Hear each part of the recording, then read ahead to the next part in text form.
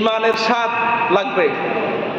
ইমানের স্বাদ যাদের সবচেয়ে বেশি, এদের 5 ওয়াক্ত নামাজ পড়তে, দান খয়রাত করতে, জিকির আজকার করতে, সিয়াম সাধনা করতে, সালাতুত তারাবি পড়তে, এদের কাছে ইমানই স্বাদ পাওয়া যায়। যাকাতু আমুল ঈমান, ইমানই স্বাদ, এটা আলাদা একটা জিনিস। এই ইমানি স্বাদ তারাই পাবে যারা ইবাদতের মজা বোঝার জন্য, আল্লাহ পাকের গোলামি করার জন্য, গোলাম হওয়ার জন্য যারা চেষ্টা করে। আস-সা'য়ু মিন্না ওয়াল ইতমামু মিনাল্লাহ, আমাদের কাজ হলো চেষ্টা করা। সফলতা কামিয়াবি দেওয়ার মালিক হলেন একজন, তিনি হলেন আমার আল্লাহ। এজন্য যাদের ইমানের স্বাদ বেশি, এরা সালাতুল জুমাতে সর্বাগ্রে আসবে, আজান দেওয়ার আগে আসবে। এরা তাহিয়াতুল মসজিদ পড়বে, দুখুলুল মসজিদ পড়বে, সুন্নত নামাজ পড়বে, এরপরে কোরআন হাদিসের আলোচনা তাদের ভালো লাগবে। কিন্তু আবার অনেক মানুষ দেখা যায় যাদের মধ্যে গুড়ামি, আত্ম অহংকার, বোঝার চেষ্টা করে না, বোঝার চেষ্টা তাদের মধ্যে নাই। যাদের মধ্যে গুড়ামি, আত্ম অহংকার, যাদের সিনার ভিতরে নফস গালেব হয়ে গেছে, যাদের অন্তরটি, যাদের কলবুন, যাদের অন্তরটি শয়তান দখল করে নিয়েছে, এই সমস্ত মানুষগুলি ইবাদতে মজা পায় না। সুতরাং এটা হলো ইবাদতে মজা পাওয়ার মতো মাস। এই মাসেই যদি আপনি ইবাদতে মজা না পান, তাহলে আপনার জন্য দুর্ভোগ, হতাশা, আপনার জন্য পুরা কপাল ছাড়া আর কিছুই নয়। এই জন্য আল্লাহর ঘরে মেহমান বৃন্দ, সম্মানিত হাজিরিন, এই জুমাটি হলো মাহে রমাদানের তৃতীয় জুমা। আমাদের রহমতের 10 দিন চলে গেছে, মাগফিরাতের 10 দিন শেষের দিকে। আমরা শেষের 10 দিন, ফিল আশরিল আওয়াখির, আমরা শেষ দশকে আমরা দাখিল হতে যাচ্ছি। এজন্য আমাদের সামনে আলোচনার বিষয় হলো লাইলাতুল কদর, ইতিকাফ, সাদাকাতুল ফিতর। 3টি বিষয় একসাথে আলোচিত হবে এই জুমায়।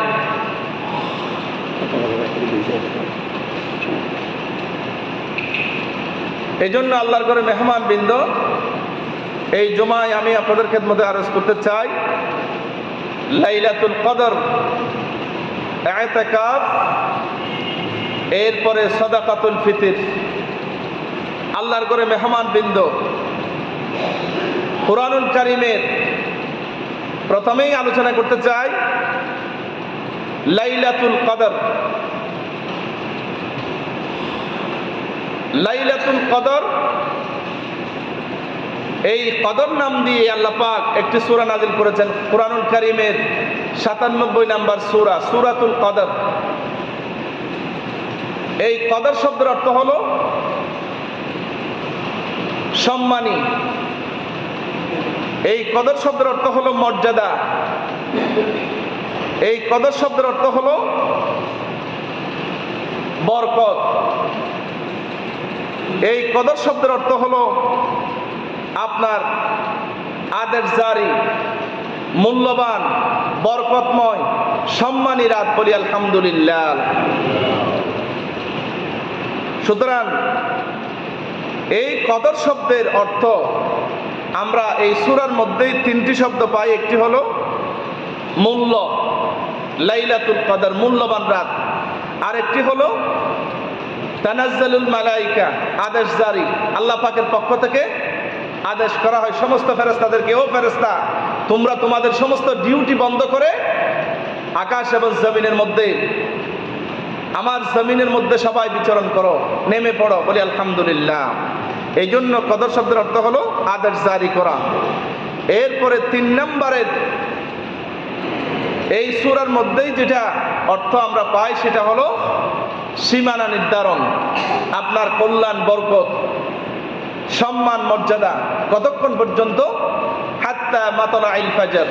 আল্লাহ পাক এই রাতের সম্মানকে বৃদ্ধি করতে করতে সুবহে সাদিকের কথা বলেন নাই, মাতলাইল ফাজর অর্থাৎ আলো দেখা পর্যন্ত, হাত্তা তুলুই শামস সূর্য উদয়ের আগ মুহূর্ত পর্যন্ত ওই রাতের বরকত অবধারিত থাকে। বলি আলহামদুলিল্লাহ, আলহামদুলিল্লাহ।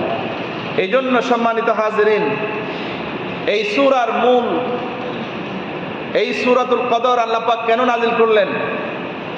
মূল পটভূমি হলো, মূল শানে নুজুল হলো, নবী করিম সাল্লাল্লাহু আলাইহি ওয়াসাল্লাম বলেন, আয় আল্লাহ তাআলা, আমার উম্মতের বয়স হলো কম, হায়াত কম। আমার উম্মতি মা বাইনা 60 ওয়া 70, আমার উম্মতদের হায়াত হলো মাত্র 60 থেকে 70 এর মাঝামাঝি। সুতরাং আপনার আগের নবীদের উম্মতদের হায়াত ছিল আরো বেশি, 120 বছর, 200 বছর, 300 বছর, 500 বছর, 1000 বছর। হযরত আদম আলাইহিস সালাতু ওয়াস সালামের বয়স ছিল আলফুস সানা, 1000 বছর। আয় আল্লাহ তাআলা, আপনার উম্মতদের হায়াত বেশি, আমার উম্মতদের হায়াত, আয় আল্লাহ, আপনার পূর্ববর্তী নবীদের উম্মতদের হায়াত বেশি পেয়েছে, তারা আমল বেশি করেছে, কিন্তু আমার উম্মতদের হায়াত কম। কিন্তু আমার উম্মতেরা কি করবে? আল্লাহ পাক বললেন, হাবিব, পরীক্ষার সময় ভিন্ন, পরীক্ষার সময় কিন্তু ভিন্ন, কিন্তু নাম্বার একই। আলহামদুলিল্লাহ বলবেন না? পরীক্ষার সময় 1000 বছর, 500 বছর, 200 বছর, 100 বছর, 80 বছর, 70 বছর, কিন্তু এটা হলো পরীক্ষার সময়, ডিউরেশন অফ এক্সাম। এটা পরীক্ষার সময় বেশি আর লম্বা, সমস্যা নাই, কিন্তু ফুল মার্কস নাম্বার দেব আমি, একই নাম্বার থাকবে। কি বলি আলহামদুলিল্লাহ। এই জন্য আল্লাহর ঘরে মেহমান বৃন্দ, আল্লাহ পাক আমাদেরকে সর্বশেষ পয়গম্বর, সর্বশ্রেষ্ঠ পয়গম্বর নবী করিম সাল্লাল্লাহু আলাইহি ওয়াসাল্লামের উম্মত বানিয়ে আমাদেরকে এত সম্মানিত করেছে, পূর্ববর্তী নবীরা পর্যন্ত দাবি করেছে এই মুহাম্মদ রাসূলুল্লাহ সাল্লাল্লাহু আলাইহি ওয়াসাল্লামের উম্মত হওয়ার জন্য আল্লাহর কাছে দাবি করেছেন। বলি আলহামদুলিল্লাহ, আলহামদুলিল্লাহ। সম্মানিত হাজিরিন, আল্লাহর ঘরে মেহমান বৃন্দ, সুতরাং আল্লাহ পাক আমাদেরকে শেষ নবীর উম্মত বানিয়ে আল্লাহ পাক আমাদেরকে অত্যন্ত সম্মানিত করেছেন, যেটা আমরা এই সূরার মাধ্যমে জানতে পারবো। আল্লাহ পাক এই সূরাতুল কদর, এই সূরাটি আল্লাহ পাক নাজিল করলেন। আল্লাহ রাব্বুল আলামিন বলেন, ইন্না আনজালনাহু ফি লাইলাতিল কদর। আল্লাহ পাক বললেন, নিশ্চয় আমি আল্লাহ এই কোরআনকে সম্মানিত রজনী, সম্মানিত রাত্রে আমি নাজিল করেছি। আল্লাহর ঘরে মেহমান বিন্দু ভালো করে খেয়াল করুন, এখানে কিন্তু আল্লাহ পাক হযরতে জিবরাইল আলাইহিস সালাতু ওয়াস সালামকে ব্যবহার করেন নাই। আল্লাহ পাক বলেন আমি নাজিল করেছি। অন্যান্য আয়াতে আল্লাহ পাক বলেন, কুল ইয়া ইবাদিয়াল্লাযীনা আসরাফু আলা আনফুসিহিম লা তাকনাতু মির রাহমাতিল্লাহ ইন্নাল্লাহা ইয়াগফিরুয যুনুবা জামিআ। আল্লাহ পাক বললেন, হে নবী আপনি বলে দেন, যারা নিজের উপর জুলুম করেছো, আল্লাযীনা আসরাফু আলা আনফুসিহিম, যারা নিজের দুনিয়াবী জীবনকে ইসরাফ করেছো, ওয়াস্ট করেছো, নষ্ট করেছো, যারা জুলুম করেছো, তোমরা শোনো, আমার রহমত থেকে নিরাশ হইও না। এই আয়াতের মধ্যে আল্লাহ পাক আল্লাহর হাবিবকে ইন্ডিকেট করলেন। এখানে এই সূরাতুল কদরের প্রথম আয়াতে আল্লাহ পাক হযরত জিবরাইলকে ব্যবহার করেন নাই। হযরত জিবরাইল নিয়ে আসছেন ঠিকই, কিন্তু কথাটি আল্লাহ পাক নিজের ক্রেডিটকে নিজের হাতে নিলেন। আল্লাহ পাক বললেন আমি আল্লাহ নাজিল করেছি কোরআনকে কদরের রাত্রে, বলি আলহামদুলিল্লাহ। এই আয়াতের শুরুতে হযরত জিবরাইলকে আল্লাহ পাক ব্যবহার করেন নাই। সবচেয়ে দামি রাত, দামি 12টি মাসের মধ্যে সর্বশ্রেষ্ঠ দিন হলো আরাফার দিন, কিন্তু 12টি মাসের মধ্যে সর্বশ্রেষ্ঠ রাত হলো লাইলাতুল কদর রাত, বলি আলহামদুলিল্লাহ। আল্লাহ পাক বলেন আমি কোরআনকে নাজিল করেছি কদর রাত্রে, কোরআনকে নাজিল করেছি। আল্লাহ পাক সূরা বাকারার মধ্যে বলেন শাহরু রমাদানাল্লাযী উনজিলা ফীহিল কুরআন। আল্লাহ পাক বলেন আমি রমাদান মাসে কোরআনকে নাজিল করেছি। আল্লাহ রাব্বুল আলামিন বললেন কোরআনকে আমি রমাদান মাসে নাজিল করেছি, কিন্তু রমাদান মাসে কোন রাতে নাজিল করেছেন, কোন দিনে নাজিল করেছেন? আল্লাহ পাক বলেন ইন্না আনজালনাহু ফি লাইলাতিল কদর। আল্লাহ পাক বলেন আমি নিশ্চয়ই আমি কোরআনকে নাজিল করেছি কদরের রাত্রে, বলি আলহামদুলিল্লাহ। সুতরাং আল্লাহ পাক বললেন আমি কোরআনকে এই কদরের রজনীতে, কদর রাত্রে আল্লাহ পাক নাজিল করলেন। তাহলে বোঝা গেল এই কোরআন আল্লাহ পাক কদরের রাত্রে নাজিল করার কারণে, কোরআনের কারণে রাতটি দামি হয়ে গেল, বলে আলহামদুলিল্লাহ। ইবনে আব্বাস রাদিয়াল্লাহু তাআলা আনহু বলেন পুরা কোরআন শরীফ 7 আসমানের উপর থেকে, লৌহে মাহফুজ থেকে এই কোরআনটি বাল হুয়া কুরআনুম মাজিদ ফি লাউহিন মাহফুজ, পুরা 30 পারা কোরআন।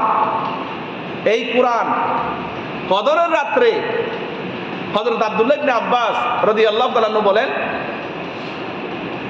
7 আসমানের উপর থেকে লৌহে মাহফুজ থেকে কোরআন ওই রাত্রে প্রথম আসমানে নাজিল হয়।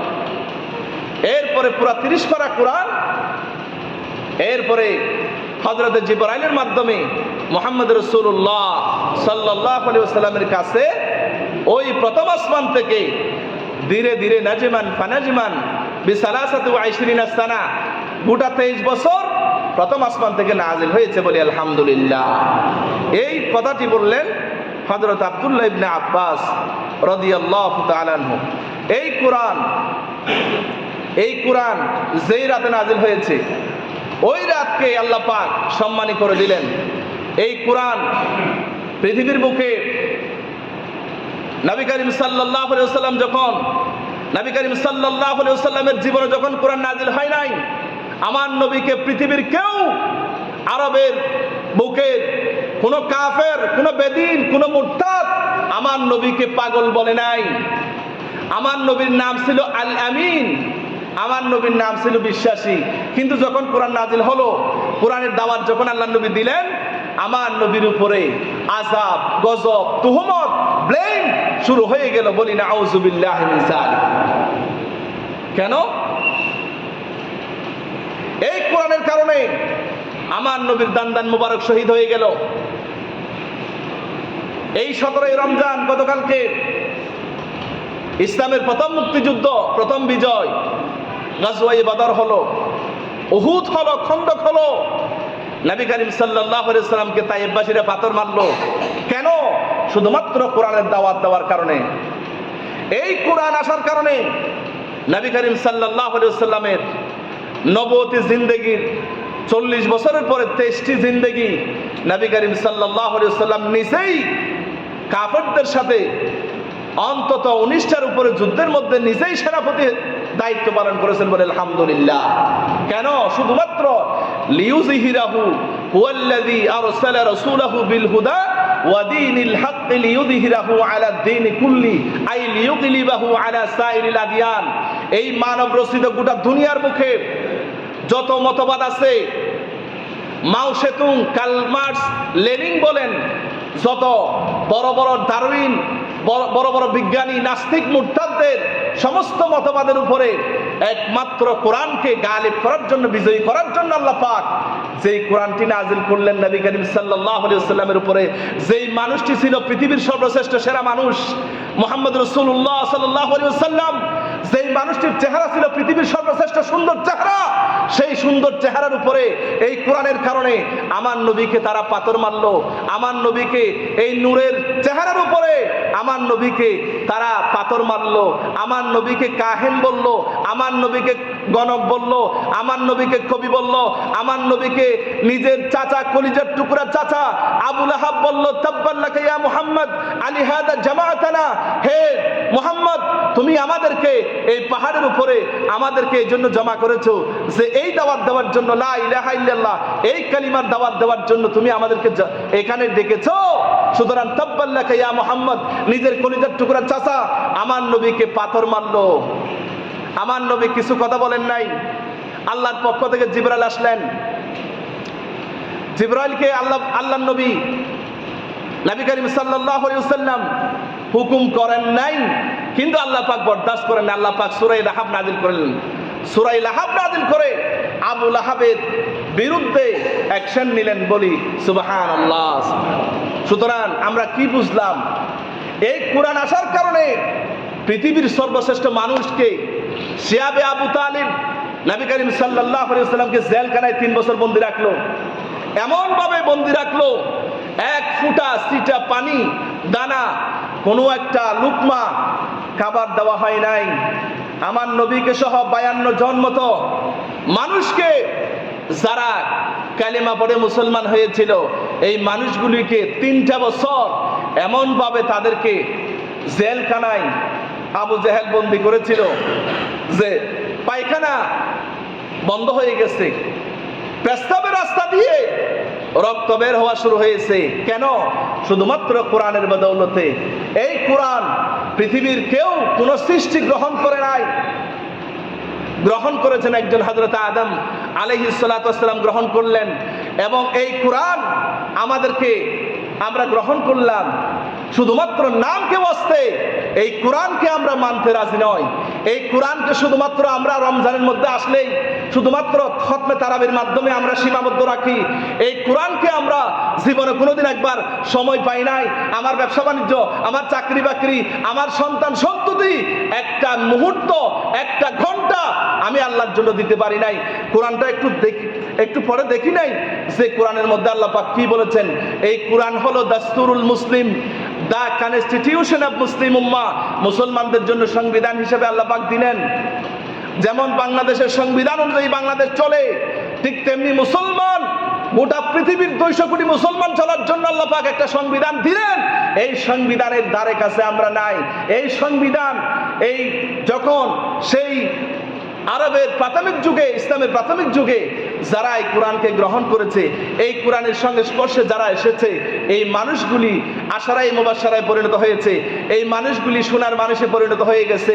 এই মানুষগুলি পৃথিবীর সর্বশ্রেষ্ঠ মানুষ সাহাবায়ে কেরামে পরিণত হয়ে গেছে, বলি আলহামদুলিল্লাহ।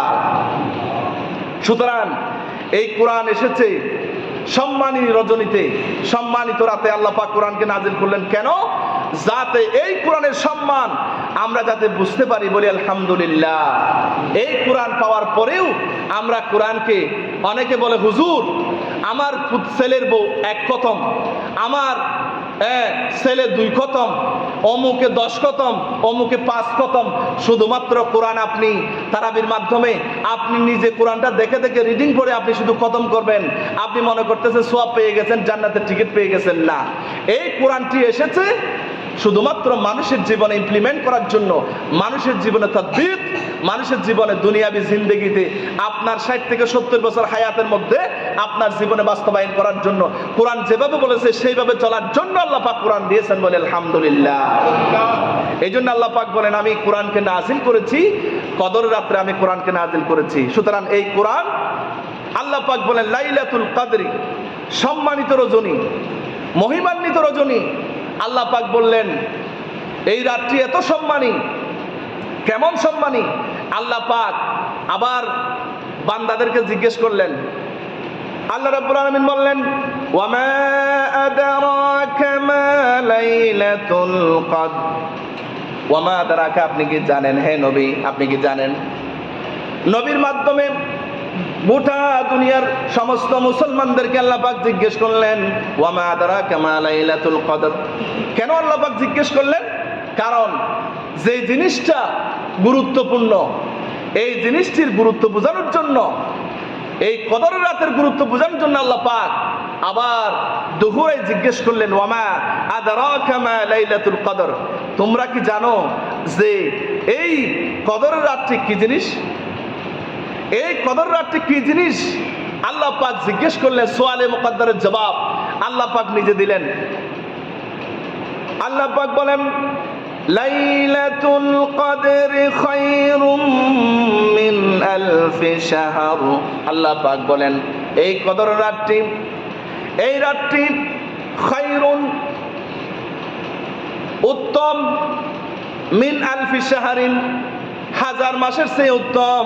আল্লাহ পাক বললেন এই কদরের রাতটি একটি মাত্র রাত 1000 মাসের চেয়ে উত্তম। বলি আলহামদুলিল্লাহ।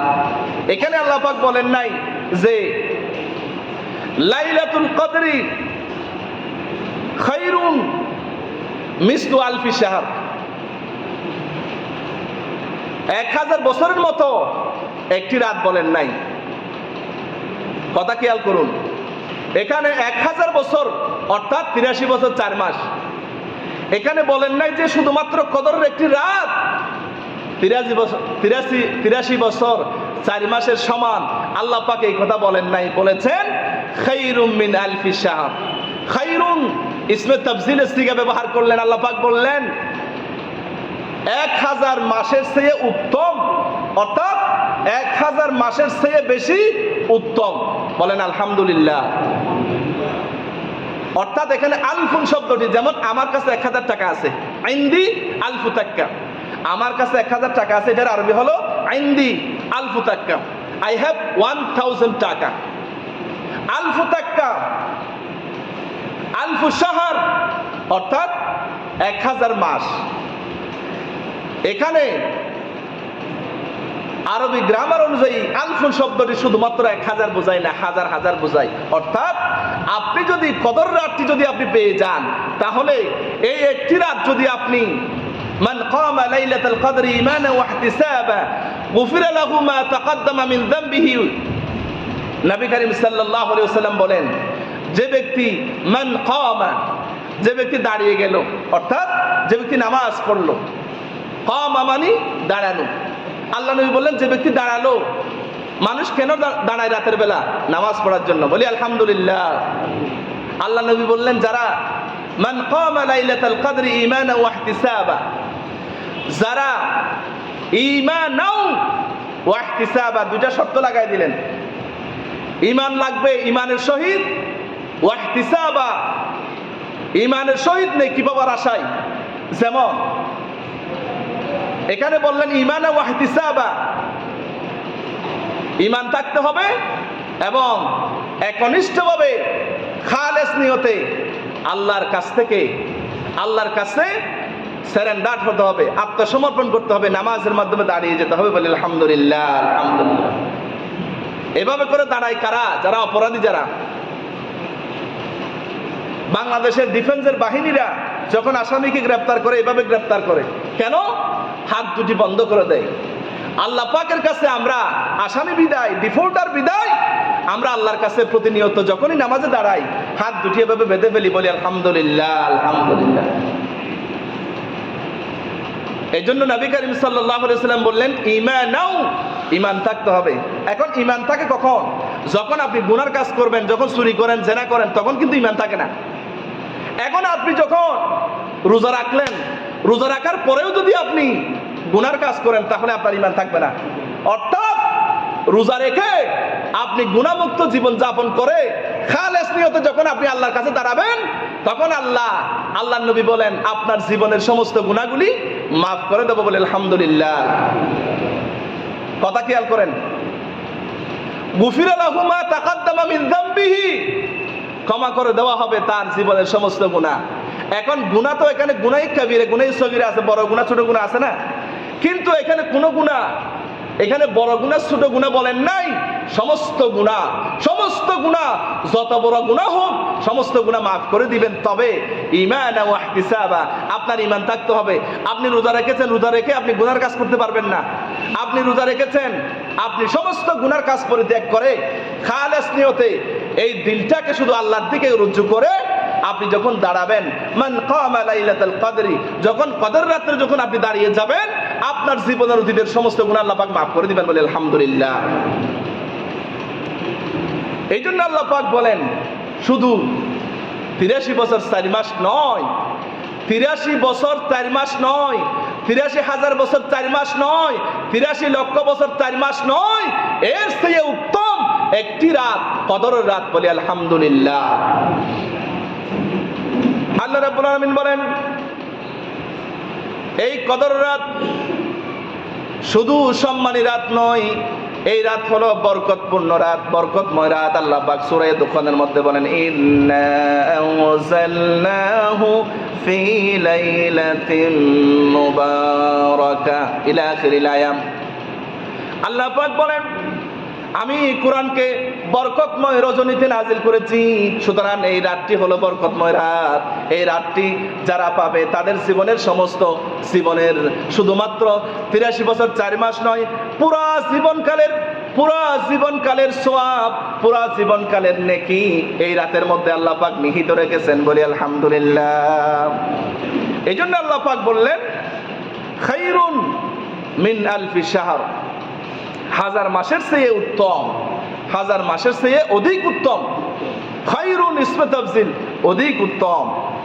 এই জন্য যারা বুঝার পরে নবী করিম সাল্লাল্লাহু আলাইহি সাল্লাম হযরত আলীকে বললেন, আলী ওই ঘুমন্ত ব্যক্তিটাকে নামাজের জন্য জাগিয়ে দাও।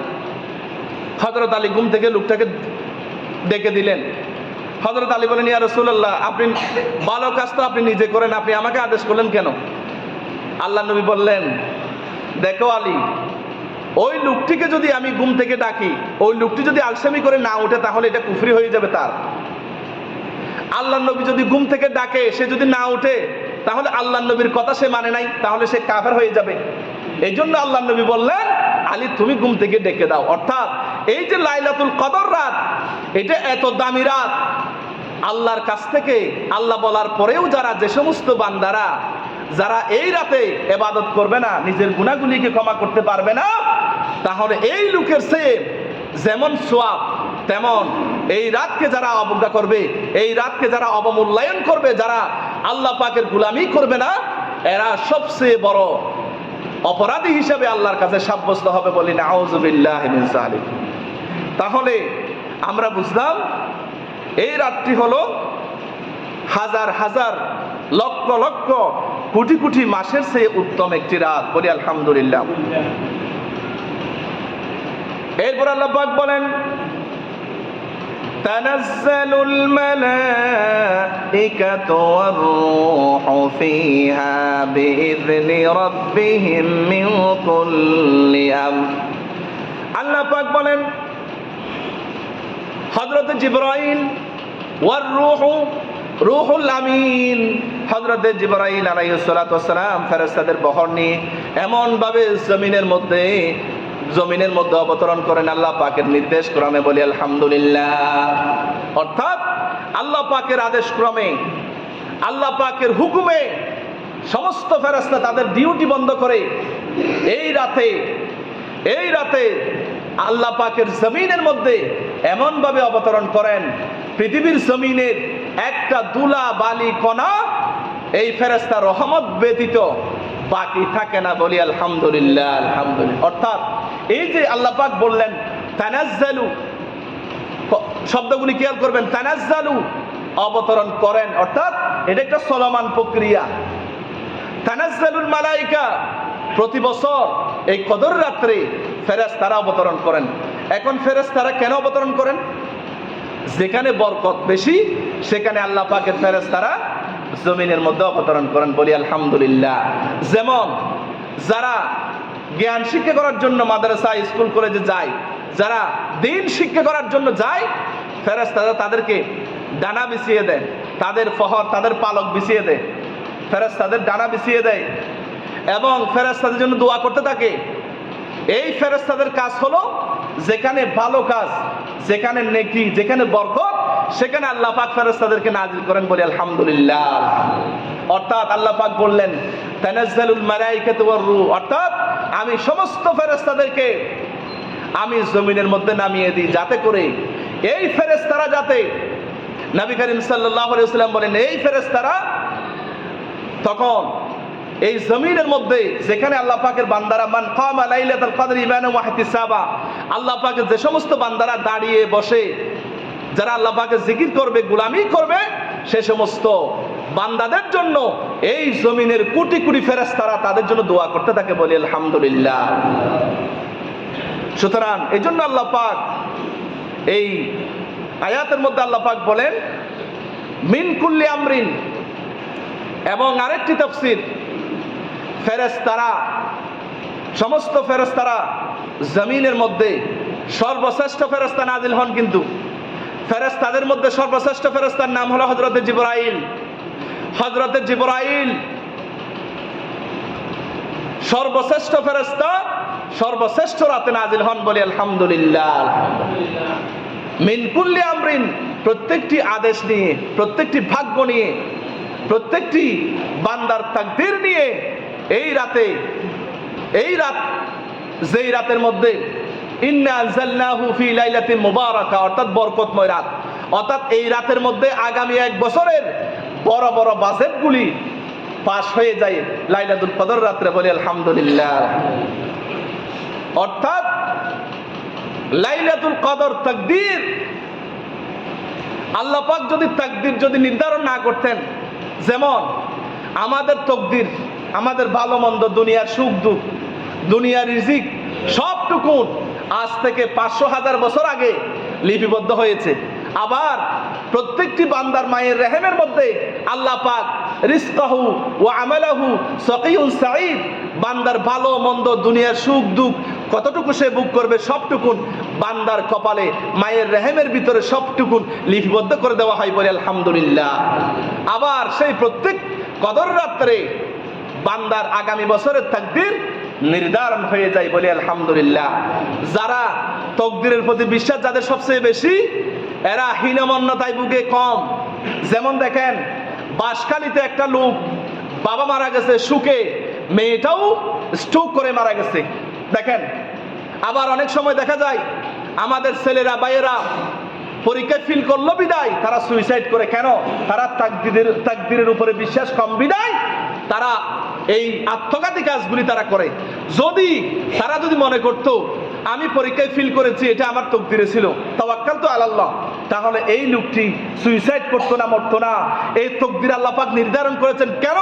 যাতে করে বান্দারা যাতে আল্লাহর প্রতি তাওয়াক্কুল করে, আল্লাহর প্রতি ভরসা করে, যাতে করে নিজে হীনমন্যতায় না ভুগে, নিজে আল্লাহর প্রতি তাওয়াক্কুল না রেখে যদি এই লোকেরা যাতে স্ট্রোক করে মারা না যায়, স্ট্রোক করে যাতে মারা না যায়। এই লোকটি দুনিয়ার যে কোনো, অনেকে প্রেমিকের উপর রাগ করে গলার মধ্যে রশি দিয়ে তারপরে গাছের সাথে ঝুলে মারা যায়, এই সমস্ত নিকৃষ্ট বান্দা। আবার দেখলাম ফেসবুকের মধ্যে দেখা যায় অনেক মেয়ে নিজের 2 বাচ্চার মাকে ফেলে তারপরে প্রেমিকের সাথে পালিয়ে যায়, প্রেমিক কাবিন ছাড়া সংসার করে 1 বছর 2 বছর দেখা যায়। এই সমস্ত মেয়েগুলি সম্পর্কে আমি আপনাদের সামনে কি বলবো? এই সমস্ত নিকৃষ্ট মেয়ে, এই সমস্ত নাহান্না নালায়েক মেয়ে, এই সমস্ত বেয়াদব মেয়ে, এগুলো যারা পেটের মধ্যে জন্ম ধারণ করেছে, এই সমস্ত বাবা মাকে আল্লাহর কাছে কাঠ করে দাঁড়াতে হবে, জবাবদিহি করতে হবে। কেন তুমি দুটা বাচ্চা ফেলে, তুমি নিজের স্বামী ফেলে আরেকজনের প্রেমিকের বাসায় গিয়ে সামনে গিয়ে কান্নাকাটি করে? শেষ পর্যন্ত ইউটিউবাররা মজা মারে, সেই ইউটিউবার মিলিয়ন বিলিয়ন ভিউ মেরে তারা কামাই করতেছে টাকা। শেষ পর্যন্ত তারা জাতির সামনে নির্লজ্জ বেহায়ার মতো তারা আবার মিডিয়ার সামনে লজ্জা দেখায়। আর কতগুলো আছে বুড়া পুরুষকে বিয়ে করে যুবতী মেয়ে। আরে আমার কথা হচ্ছে তুমি বিয়ে করো, সমস্যা নাই। তিশা মুস্তাক তুমি বিয়ে করো, সমস্যা নাই। মিষ্টি টম বিয়ে করে আমার কোনো আপত্তি নাই, কিন্তু আমাদের সামনে কেন নির্লজ্জ বেহায়ার মতো প্রতিদিন কেন জেনার বাজার খুলেছো তুমি? আমার প্রশ্ন হলো সেখানে আল্লাহ পাক সমস্ত বেহায়া নির্লজ্জ জাহান্নামী মহিলাদেরকে আল্লাহ পাক যেন হেদায়েতে তাম্মা নসিব করুন, বলেন আমিন। লজ্জায় কি বিষয় নিয়ে আমি কথা বলবো? আমি বুঝতেই পারি না, নির্লজ্জ বেহায়া মহিলা, ইসলামিক জ্ঞান নাই, কিছু নাই, হায়া নাই, লজ্জা নাই, শরম নাই। আল্লাহ পাক সমস্ত মহিলাদেরকে তাদের ইজ্জত আবরু বুঝার তৌফিক দান করুক, আমিন। আল্লাহর করে মেহমান বৃন্দ, সুতরাং আল্লাহ পাক বলেন, আমি এই রাত্রে, এই কোরআন নাজিলের রাতকে আমি সম্মানিত করেছি। আমার সমস্ত ফেরেশতাদেরকে ডিউটি বন্ধ করে আমি জমিনের মধ্যে আমি নাজিল করি, যাতে করে আমার সমস্ত বান্দারা যারা ইবাদত গুজার বান্দা, তাদের জন্য দোয়া করার জন্য কোটি কোটি ফেরেশতা আল্লাহ পাক, লক্ষ লক্ষ হাজার হাজার কোটি কোটি ফেরেশতা আল্লাহ পাক জমিনের মধ্যে নাজিল করেন, বলে আলহামদুলিল্লাহ। এরপর আল্লাহ পাক বললেন, সালামুন হিয়া হাত্তা মাতলাইল ফাজর। দেখেন আল্লাহ পাকের কথা কত সুন্দর।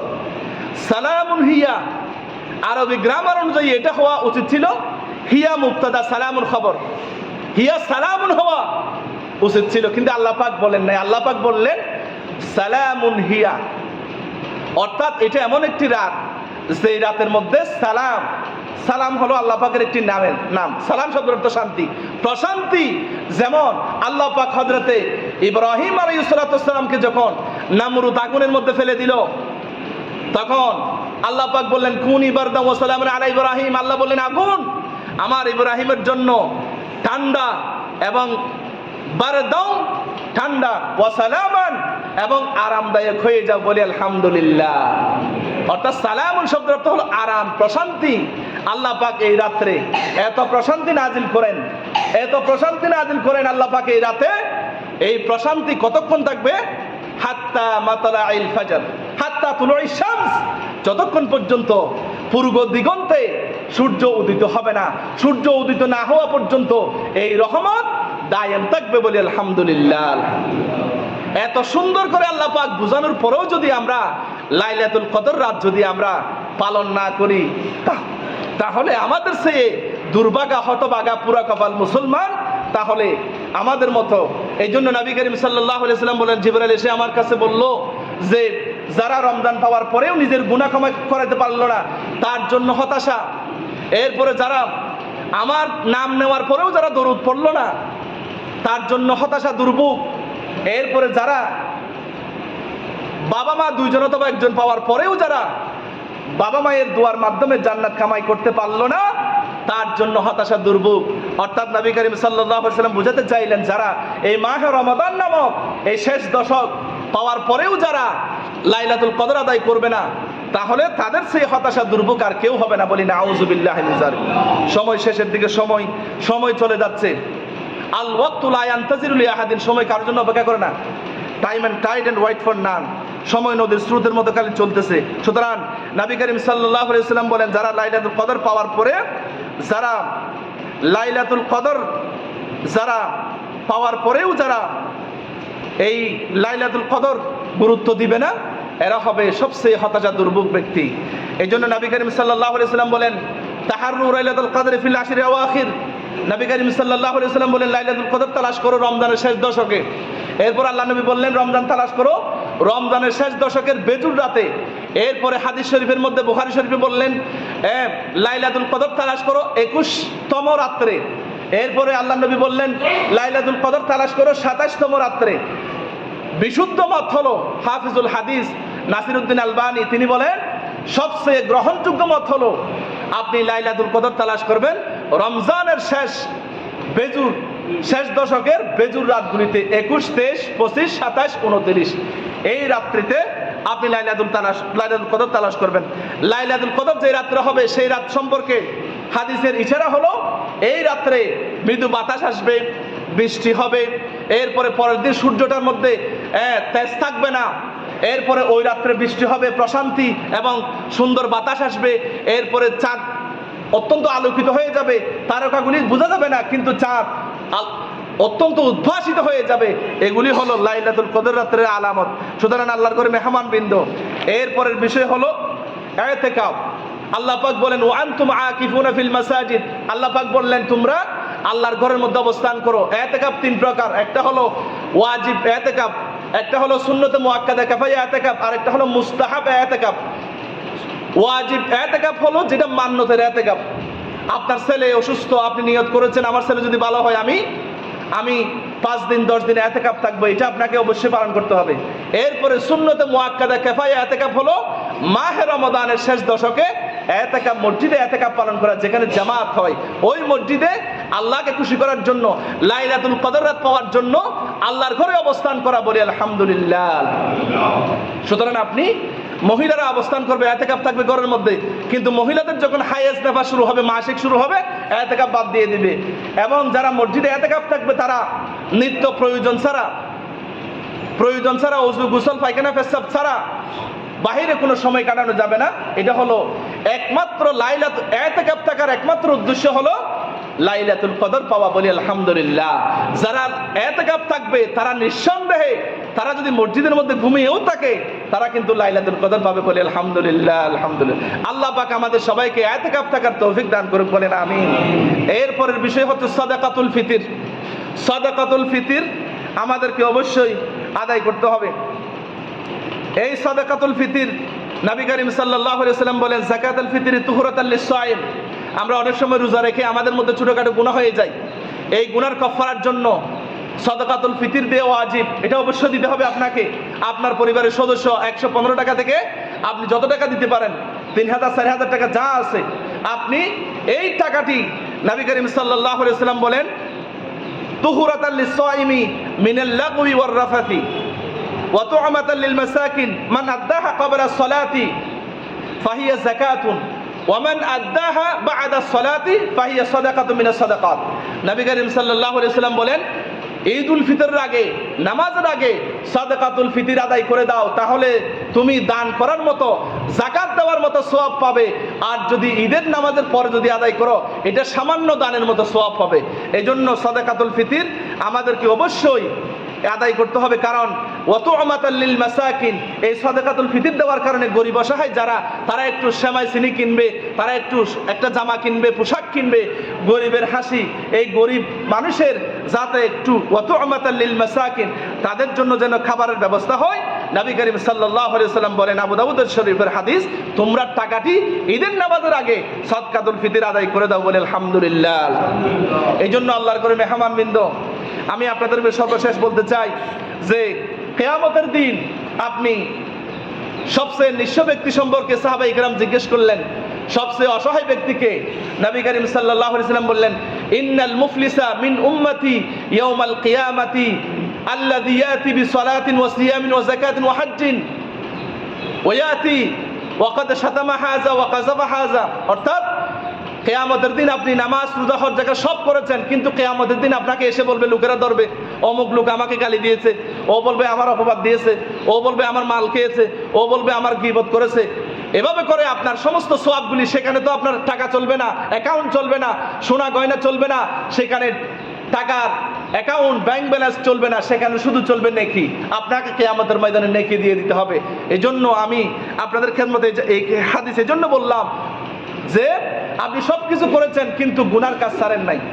এই জন্য আপনি যখন এই মাহে রমাদান পাওয়ার পরে যখন আপনি পরিপূর্ণভাবে যখন আপনি সিয়াম সাধনা করবেন, আপনার একটা ছেলে যেমন কায়াউমিন ওয়ালাদাতহু উম্মুহু, একজন মা যেমন একটা সন্তানকে প্রসব করে, সেইভাবে মাহে রমাদানের পরে একটা মানুষ তার গুনাহ থেকে সেইভাবে নিষ্পাপ হয়ে যায়, বলে আলহামদুলিল্লাহ। আল্লাহ পাক আমাদেরকে যাহা কিছু আলোচনা করেছি আমাদের সবাইকে বোঝার তৌফিক দান করুক, আমিন। সম্মানিত হাজিরিন, এখন আমাদের সামনে কিছু মূল্যবান কথা বলবেন আমাদের মাননীয় সভাপতি সাহেব।